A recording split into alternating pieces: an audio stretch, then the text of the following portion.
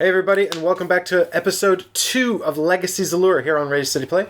I am Mike, or in this case, Carthul, leader of the Gath army, and Chris is Tristan. I'm Tristan, the oath-sworn captain of the Knights of Chris, as we shall now be known.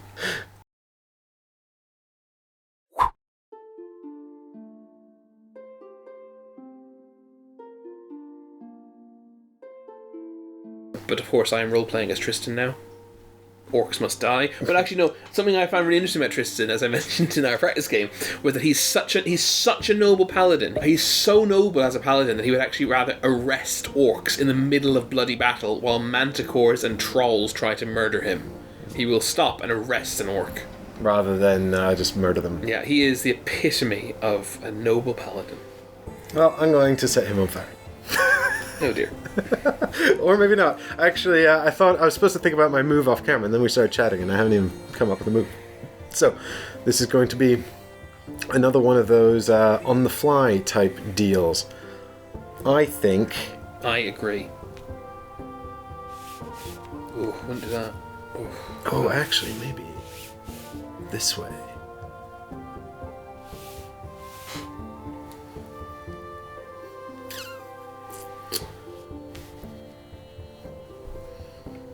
What are you doing? Now, I want it to be noted, because of allied pathing, I could either go this, or through the... And I went through my friend the Manticore to say hello. And give him a fist bump on the way. I find it funny that all the orcs can move through each other. I wonder if that's just because they don't care about personal space, personal boundaries.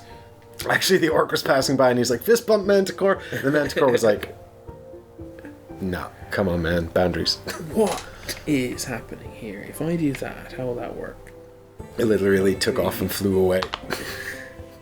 Making decisions is difficult. So, here's a little point of clarification while Chris thinks. We did describe charging as moving and attacking, but it's more like incorporating an attack into your move. Because in a part of an attack, and this is kind of moving into your opponent's space, but you don't get an extra point of movement when charging. So you go 3, and then if you can't attack someone in those 3 spaces, you can't make use of your charge. Oh goodness, that would be terrible. Oh god. Every time I see something that's like, oh that's good because I could kill that or I could do it, it's like, oh, but then you can just murder that person so easily. I mean, you're kind of just moving forward into position rather than who makes that first move is the question, right? Grunt is a fancy word for pawn. My pawns are advancing. If my grunts get over here, they become queen orcs. Quarks. Oh, dude, I am... But at the same time, it's so frustrating you did that, because if you hadn't done that, then I could do this thing I'm thinking of doing, and it would be brilliant. Now it's just going to be very good. Which isn't the same as brilliant. Curses! Because you can do that anyway. What can I do, Chris? Oh, but you can do that, because you're a jerk, and I hate you, and I've always hated you. What could I do, Chris? Oh, you absolute... What could I do? Tell me what I could do to win. Oh, I hope this is translating to like how engaging this is to have to.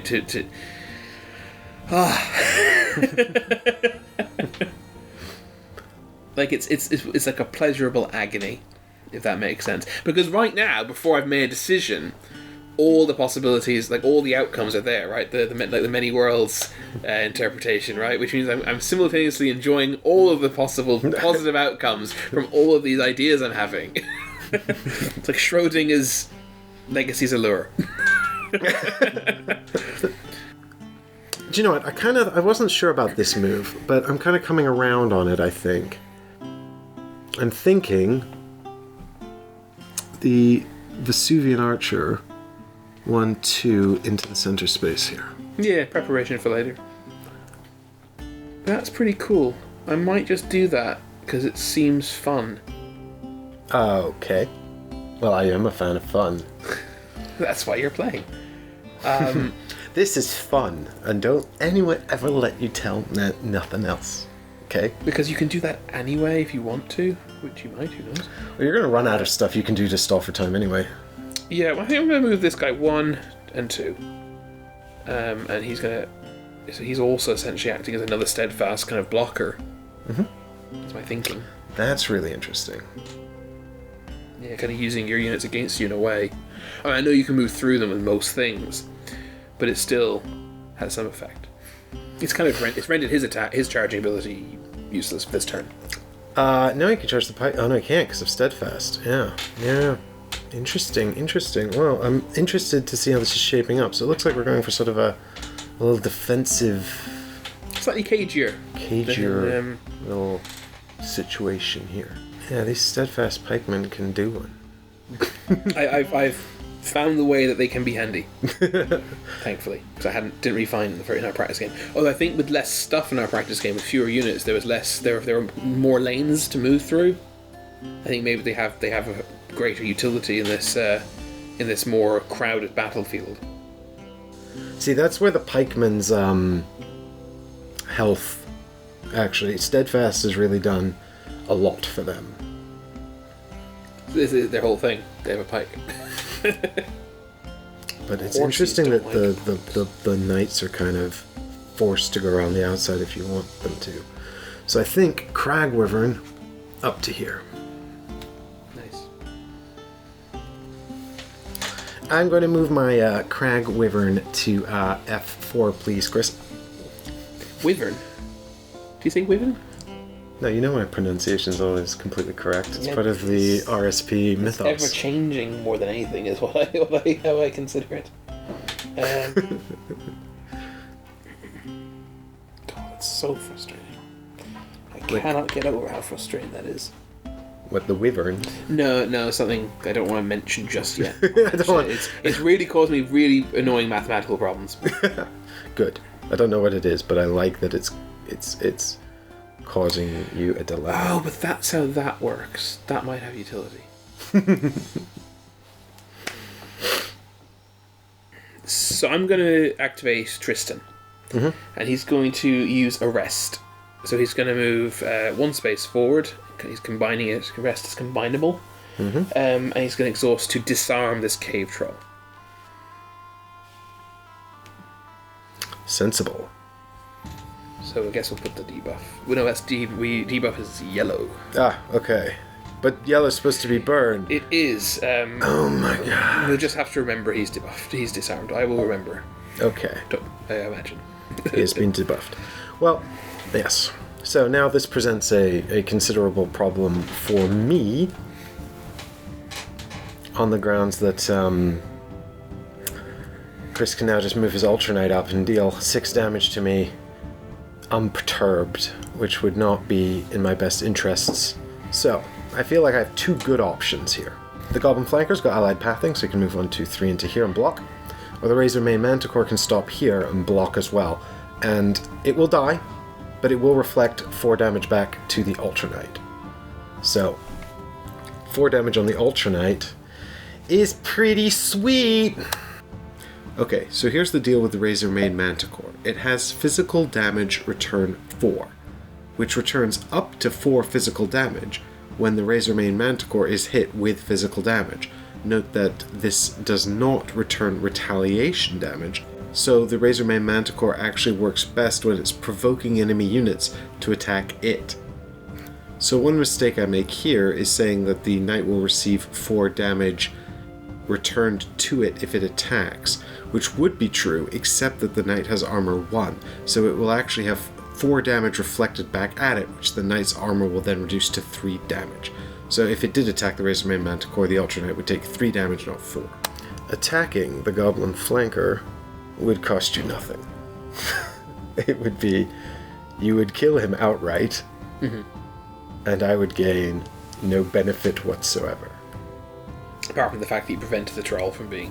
Yeah, from taking a lot of damage, yeah.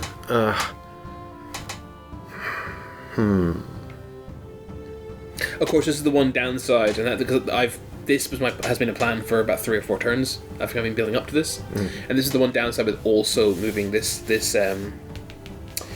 pikeman. Was the fact that I knew you'd be able to actually stop this from happening. I could have not done that and guaranteed the fact that I'd be able to attack him.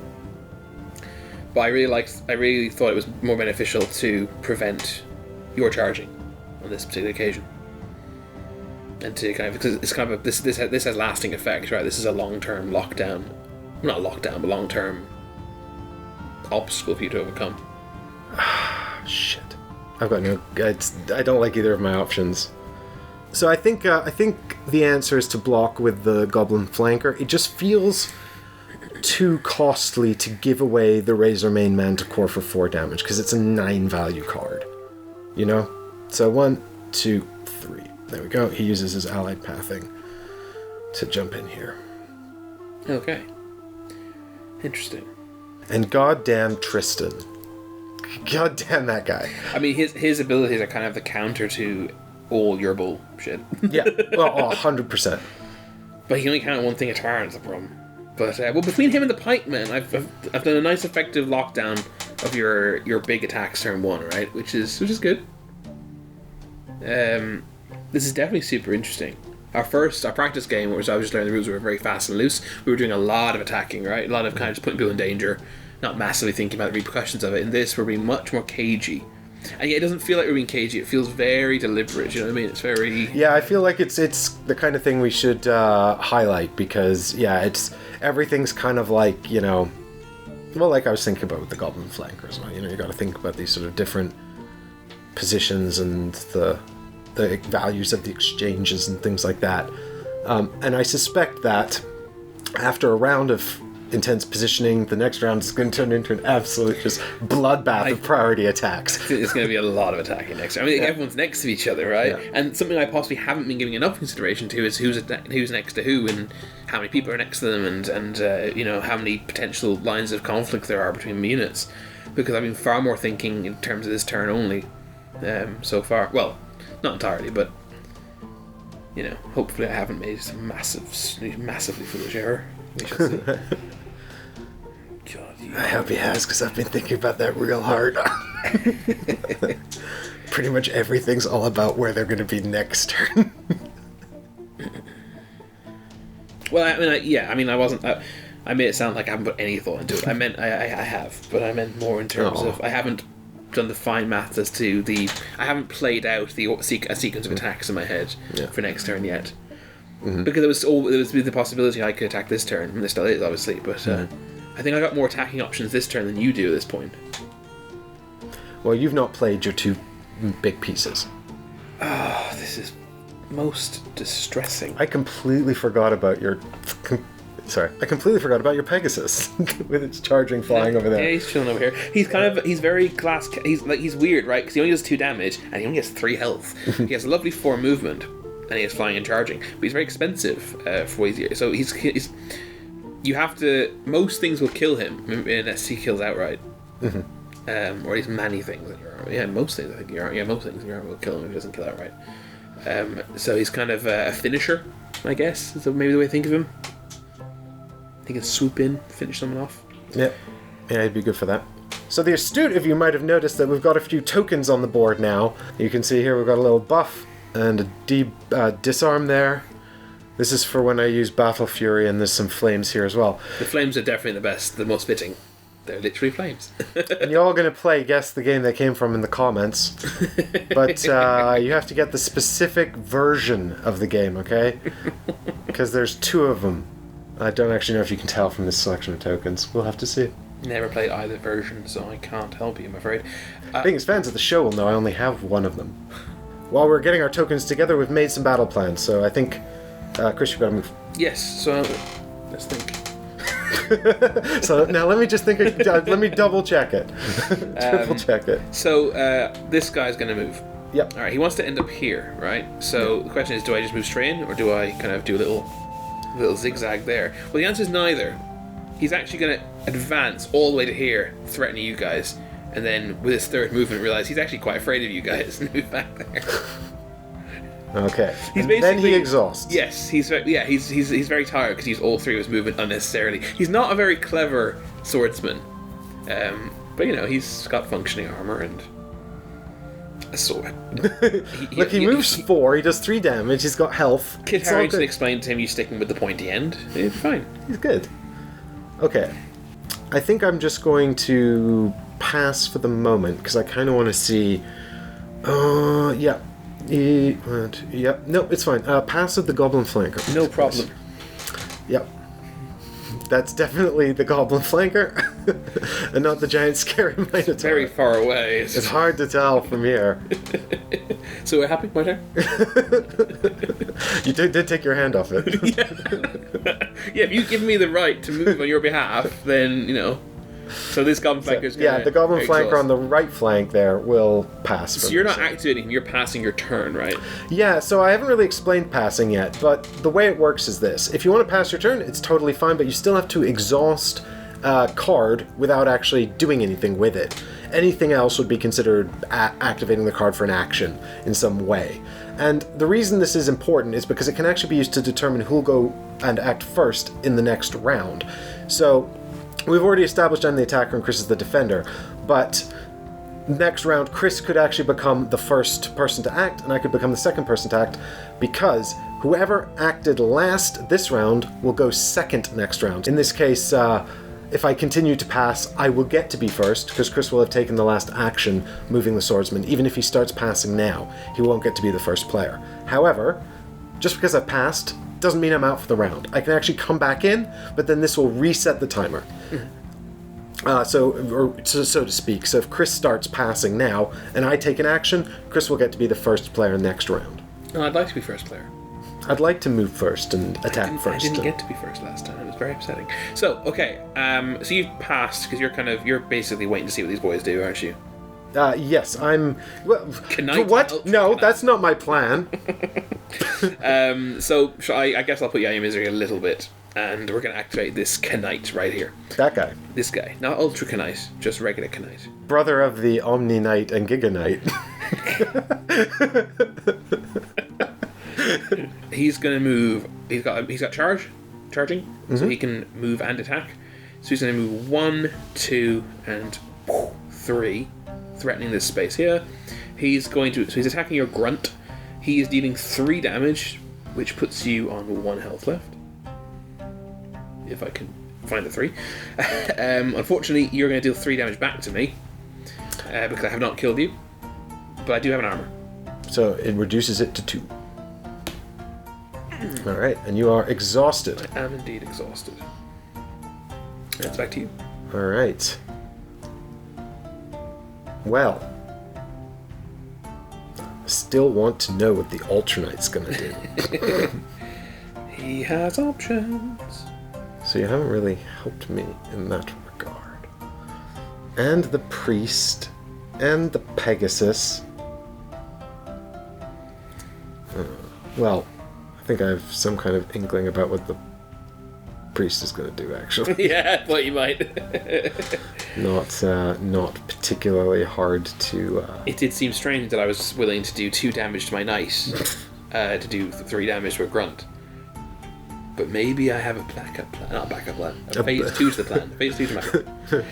We're back to the dead silence of sheer cerebral overload. I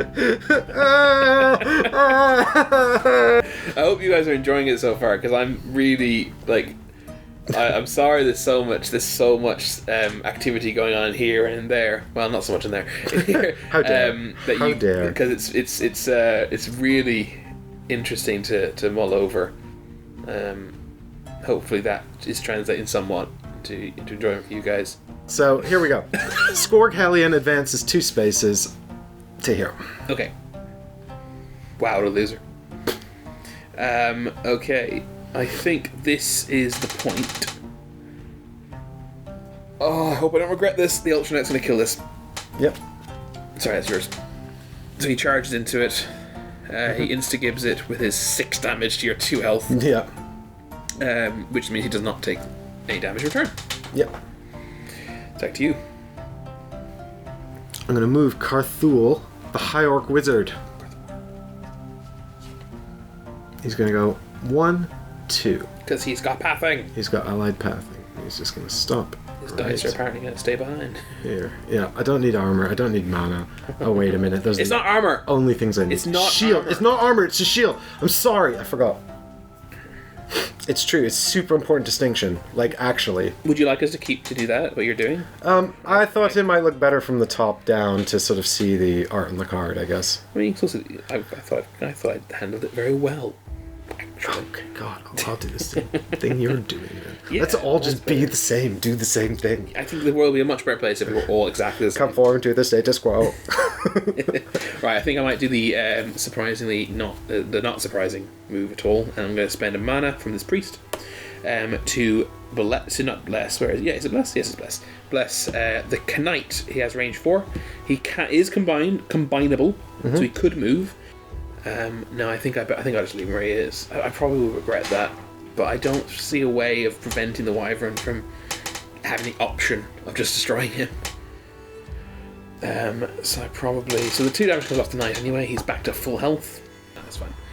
Go ahead. Is this the most cerebral game we've ever played? we're acting like it is.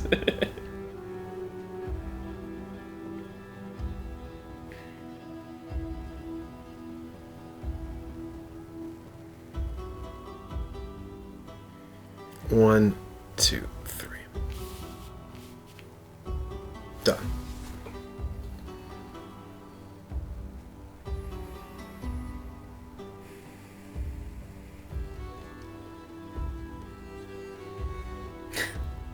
Do I want to be next then?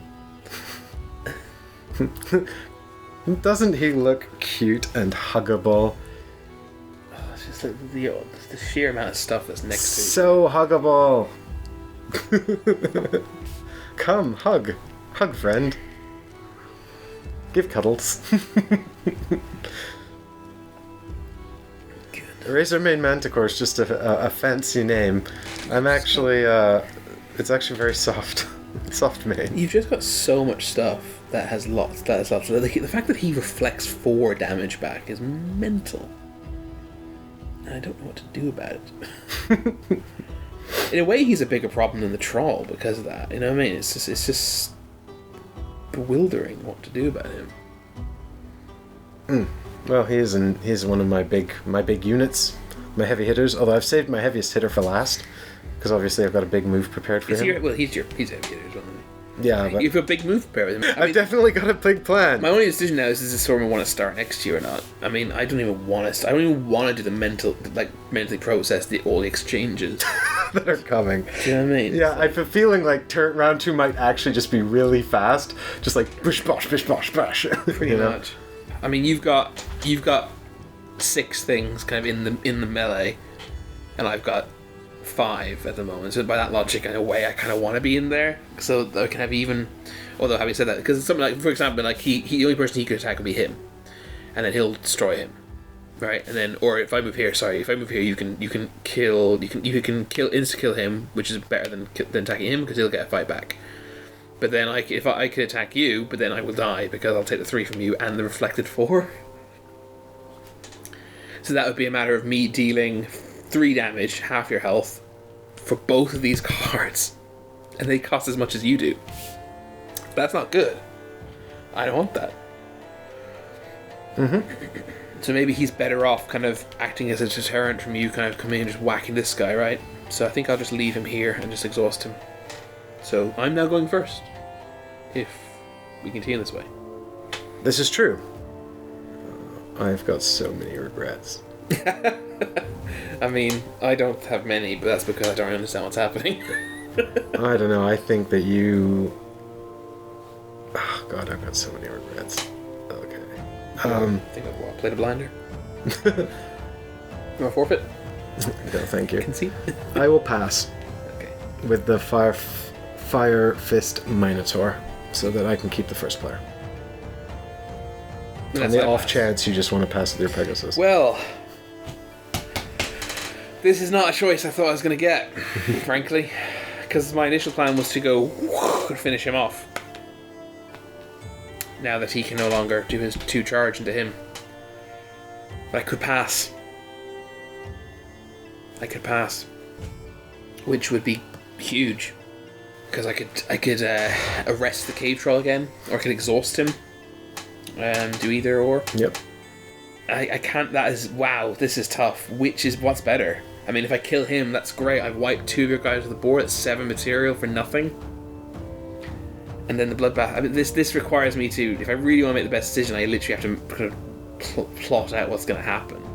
So let's not do that whole thing. Let's see what if I don't shut him down. What are you going to do? You're going to be afraid he's going to be shut down, so you're going to activate him first, most likely. In which case he whacks. Let's say he whacks Tristan. In which case Tristan will do 4 damage back, bringing him to 5. On Tristan's own activation, he can then just kill you. Same if you attack the knight. You can attack the pikeman, but that's pretty rubbish, and then I just shut you down anyway, and then same thing. So in a way, do I actually not, like, I mean, it'd be really bad for me, obviously, if you do 5 damage to the Ultra Knight or Tristan, but it would then come at the expense of your cave troll dying. So that's not as bad.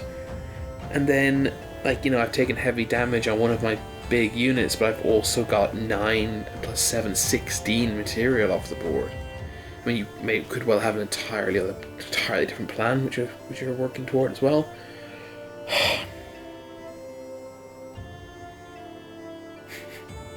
I can't explain to you how much this is how much the worm that is this game has burrowed into my brain. I hope it's coming across. Like, do you have some games you're just staring at them, you're staring and thinking, but you're not really thinking? There's not a lot of processing going on, it's kind of blank staring all the time. Like, there's so much whizzing in my head right now. I think we've just accepted you're going to have a lot of editing to do on this, haven't we? Yeah. I'm sorry. You can see my dilemma, right? This is huge.